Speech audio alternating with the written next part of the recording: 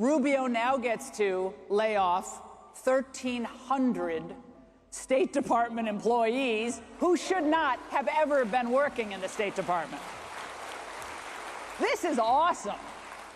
We learn that Gavin Newsom and Karen Bass and Jimmy Gomez, congressman there, and all of these other congressmen, Nancy Pelosi, because she always cares about the children. She's always invoking the children.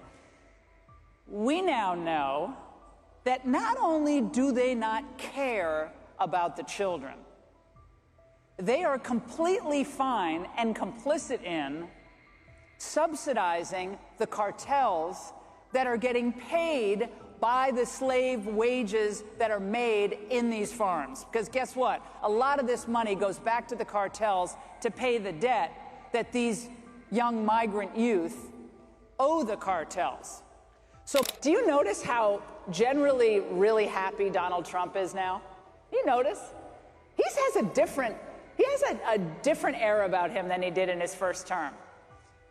I think the brush with death, I think beating the lawfare, I think winning against all these forces, from DAs to prosecutors to the Democrats to the George Soros to all of that he was up against. I mean, he stared down all of them and said, "Oh, no, you won't. Oh, no, you won't."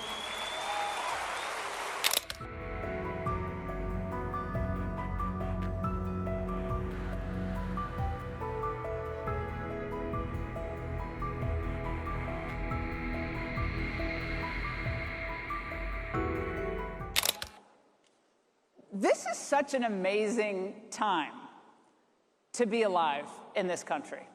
And we get caught up in the day-to-day fights and the questions and the things that are still not resolved, and I understand that. But I really do not think that we take the time that we should take to truly acknowledge how much in 6 months Donald Trump has accomplished, okay? Just 6 months. It's incredible. And it's not just Donald Trump. I should say, it's not just Donald Trump. It's everybody who's working for him and all of you, and the 77 million Americans who bucked the experts and, gave a middle finger to the lawfare and said, no, we actually believe in America, we're going to fight for America, and we're going to elect someone who we know will stand and battle for us. And they turned out in record numbers to say, no, you won't do this again. Think about what he's done just at the Supreme Court.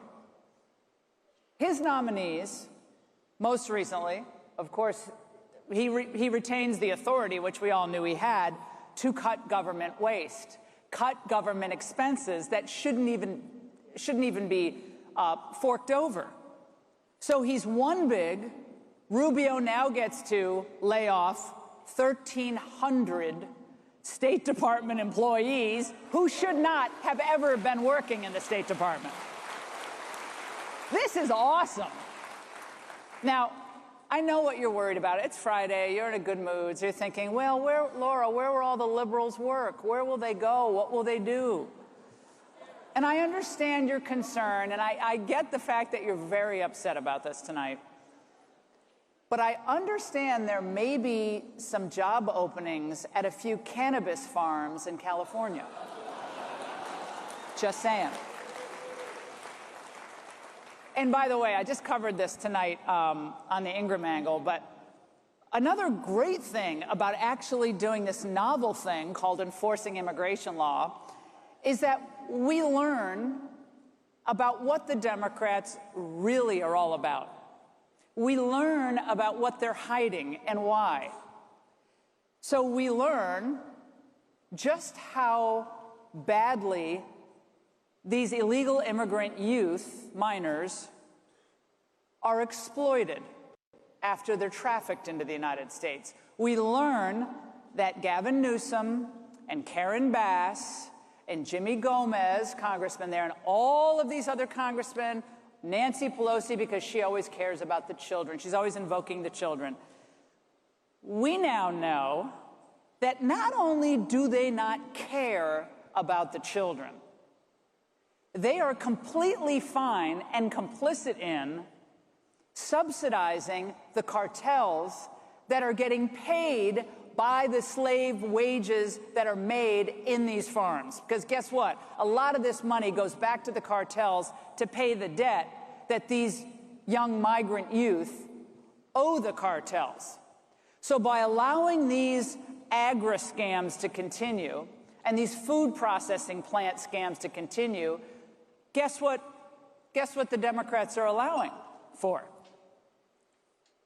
The exploitation of children. The use of children to keep this corrupt scam of low wages and the new indentured servant class going. So they're not worried that we have kids as young as 14 years of age working 13, 14 hours a day at a cannabis farm or at a pork processing plant. They don't care about those children. They only care about the children when they can use the children to make political points. You're separating families. Because last time I checked, criminals were separated from their families every day of the week, every hour of the day, every second of the day in this country and in the Western world. But you're separating children. We care about the children. No, they do not. Donald Trump today actually talked about the children, not just the children who were tragically lost. One of the most horrific natural disasters our country has seen, which is these floodings in Texas. Not only does his heart break for them, but what we see and what we now know beyond a doubt is that Donald Trump cares more about protecting these kids than the liberals ever will. Ever will.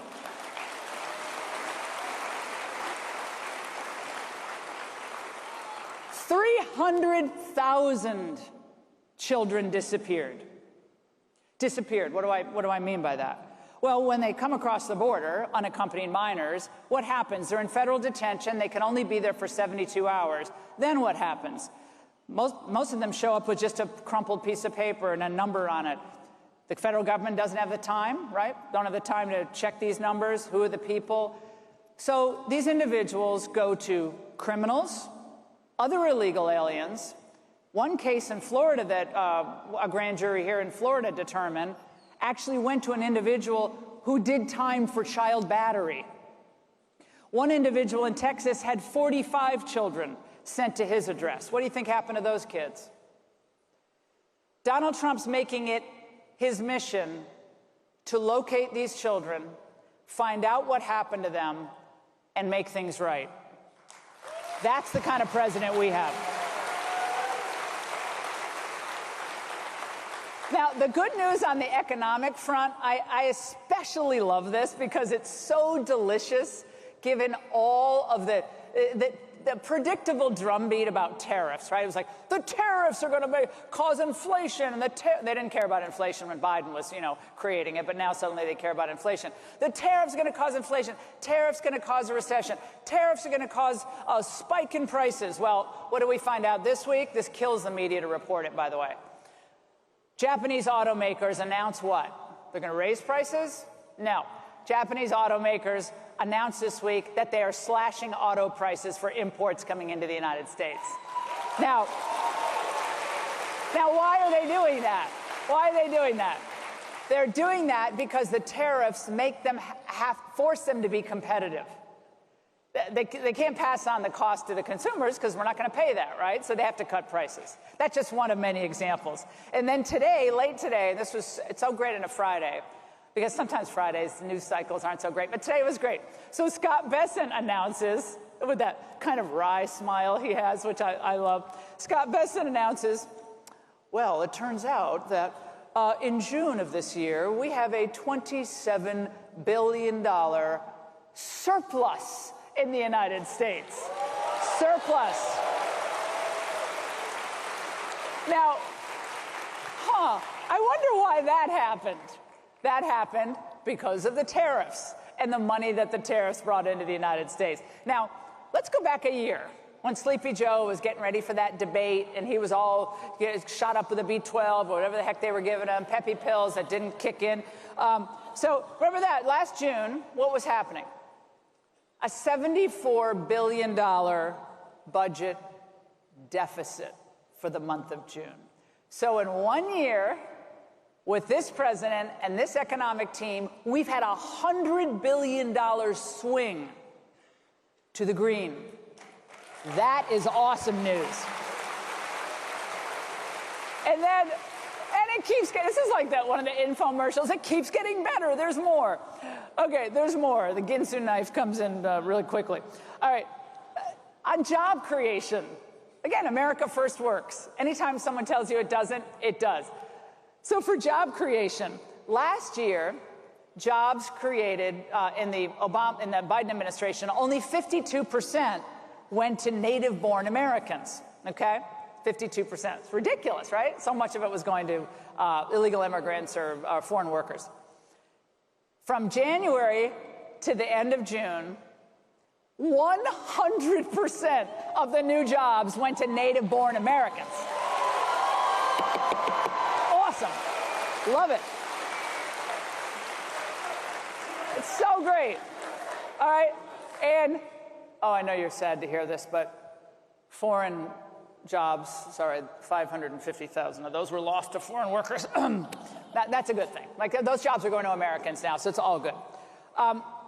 And this could be the best news, or among the best news. Since the rise of Kami Mamdani, because that's good news. I mean, that is good news. In a hypothetical Senate primary matchup in Texas, the leading candidate is someone who hasn't even entered the race, the Democrat primary side, Senate race. Jazzy Crockett gets 35% of the vote. Jasmine. Now, why is that great? Because it tells us that the Democrat Party is so far left, it's left America. They're gone. So we have New York ready to embrace full-fledged communism with price controls, communes, not private property, abolish the police, all of that. If what he's saying is true, I mean, he could be like an Obama and just be kind of saying that, and he'll do kind of Obama stuff. So he could be doing a whole shell game on this. We don't really know. But we do know that young people who are traditionally calling themselves Democrats are really now socialists. And this is spreading in blue cities across the country. This is good news because it tells us they are totally out of ideas. I mean, we've seen this, right? We know how this story ends. We know how socialism ends, death, misery, suffering, and we certainly know how communism ends, the loss of freedom, the loss of real free enterprise, and obviously persecution, the end of free speech, basically what we're seeing in Europe right now, like the end of free speech. But that's where the Democrat Party is going. So they're so bollocksed up by Trump and America first and real populism, I honestly think they don't know what to do. Do you all agree with me? They're really lost. They don't know what to do. When you see Hakeem Jeffries asked about Mamdani, and you can see he kind of is like, oh my God, this could sink us, but if I say this, it'll tick them off, and then all young people will be mad, and so all he can say is, well, we have a big tent party. We have a big tent party. They kicked the pro-lifers out of the Democrat Party how many years ago? Are there any pro-life Democrats left in the United States? I don't think so. There's a lot, while all this good stuff is happening, there is a lot, and we're not gonna like everything. There's a lot that's kind of bubbling under the surface, and I know you know what I'm talking about. So I'm going to ask a few questions to all of you. How many of you are satisfied? You can clap. Satisfied with the results of the Epstein investigation? Clap.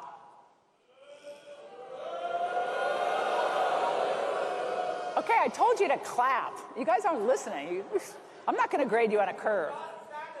So I was going to get to that. How many of you are not satisfied with the results of the investigation?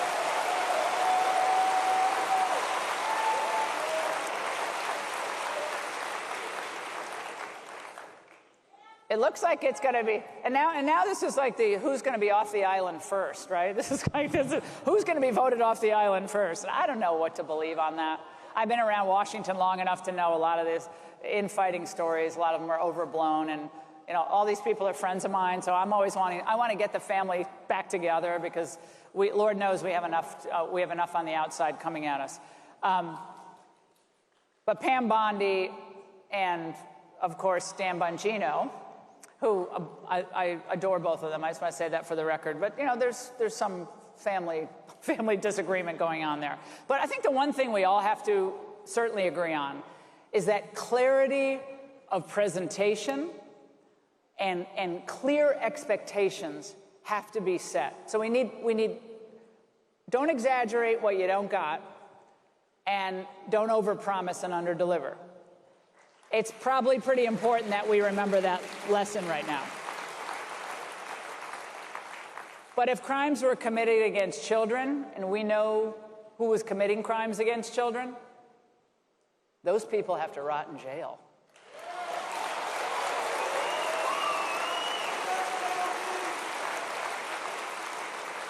All right, another question. How many of you are happy that we are continuing to send weapons to Ukraine? Start clapping.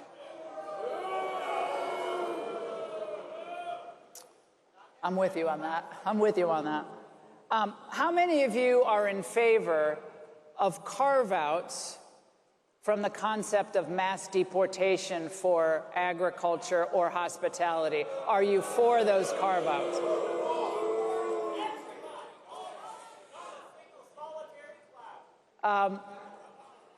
What's shocking about, just let's focus on that for a moment.